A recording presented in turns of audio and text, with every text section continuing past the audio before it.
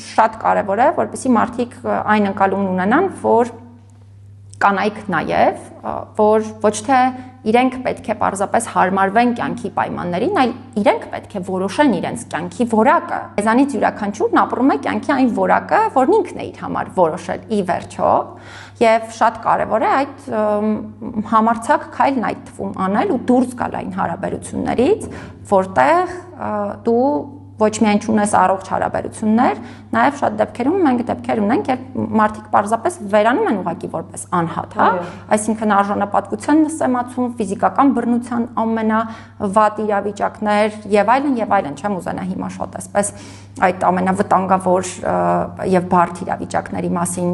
խոսել, բայց կարծում եմ, որ կանայք պետք է շատ աշխատեն նաև իրենց ինքնաբավության, ներդաշնակության վրա